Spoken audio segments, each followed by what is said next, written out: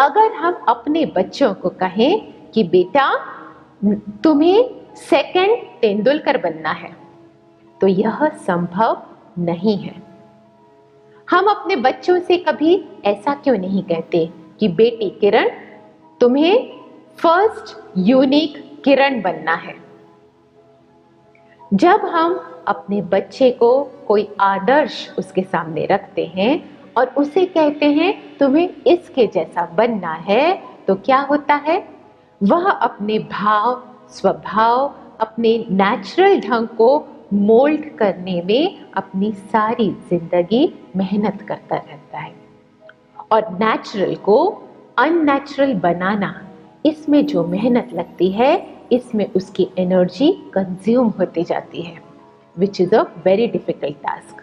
यह कंपटीशन का जमाना है, जैसे कि इला ने कहा, तो competition is necessary, competitive spirit is necessary, लेकिन positive competition, healthy competition is required. हम अपने बच्चे से ये कह सकते हैं कि बेटे तुम्हें ज्यादा मेहनत करनी है, ज्यादा से ज्यादा मार्क्स लाने हैं, हो सके तो 100% मार्क्स लाने हैं। जरूरी नहीं कि हम उससे ये कहें कि बेटा तुम्हें पड़ोसी के बेटे से ज्यादा नंबर लाने हैं। तो जब हम अपने बेटे को हाई टारगेट देते हैं, हाई एम देते हैं, तो एब्सोल्यूट एम दें, रिलेटिव एम न दें। सिस्टर तृप्ति, अगर माता पिता बच्चों को कुछ कहते हैं तो उनकी भलाई के लिए कहते हैं, उनकी उन्नति के लिए कहते हैं, उनकी प्रगति के लिए कहते हैं। फिर जब माँ बाप बच्चों में टोका टाकी करें तो माँ बाप और बच्चों के संबंधों में इतनी कड़वाहट क्यों आ जाती है? हम अपने बच्चों को अच्छी बातें सिखाना चाहते हैं। दुनिया के कोई भी माँ बाप हों, वे अपने बच्चे को प्रगतिशील देखना चाहते हैं, उसकी उन्नति देखना चाहते हैं, उसकी प्रगति देखना चाहते हैं। हम बचपन से ही बच्चों को क्या सिखाते हैं? बेटा मीठा बोलो, अच्छा बोलो, सच बोलो, झूठ नहीं बोलो, बड़ों का आदर करो, बड़े आए तो उन्हें प्रणाम करो, नमस्ते करो, वगैरह वगैरह। सुबह जल्दी उठो, go to bed early, rise early, ऐसी सारी अच्छी बातें बताते हैं। पर परिणाम क्या होता है? कड़वाहट। कड़वाहट। और वो कड़वाहट क्यों?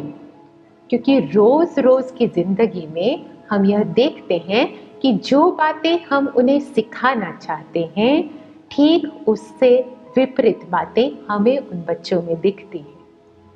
फॉर एग्जाम्पल, अगर बचपन से ही हम उन्हें सिखा रहे हैं early to bed, early to rise, और आज सुबह सभी घरों में कॉमन सीन हो गया है।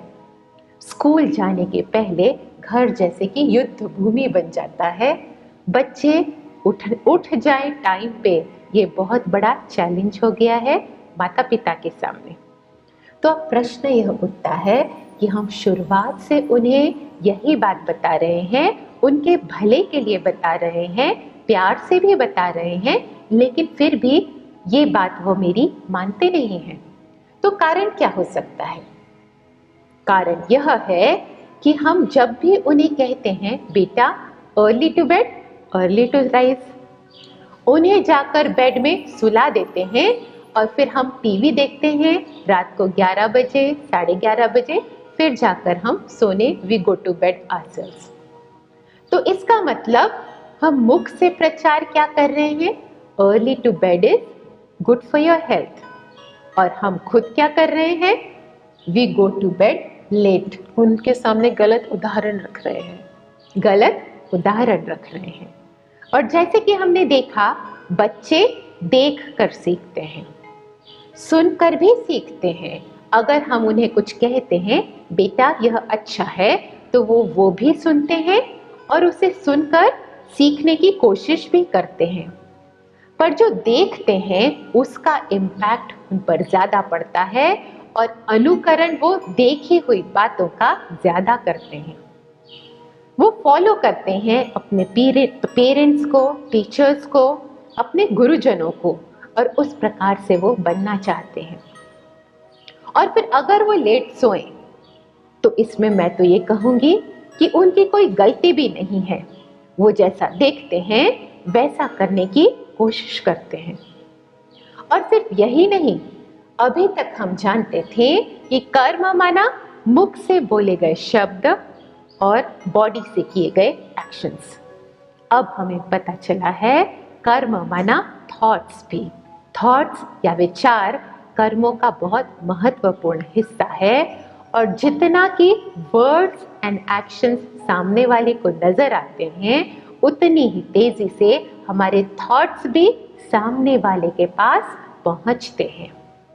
तो अगर हम मुख से बोलें early to bed early to rise, action में भले ही हम अलग हों, लेकिन सबसे महत्वपूर्ण बात क्या, इस सिद्धांत को कहीं ना कहीं हम ही नहीं मानते, हम ही इस पर पूरी तरह यकीन नहीं करते, क्योंकि कभी कभी हम भी देर से सोने जाते हैं। तो इम्पॉर्टेंट है जो हम बच्चों को बताएं उसको बिलीव करके बताएं, उस प्रकार के थॉट्स और इमोशंस क्रिएट करके बताएं, और तब वह बात बच्चे के दिल में लगेगी, तब वह बात बच्चे को कन्विंसिंग लगेगी जब वह थॉट्स में भी वही देखेगा, वर्ड्स में भी वही सुनेगा और एक्शंस में भी वही बात देखेगा।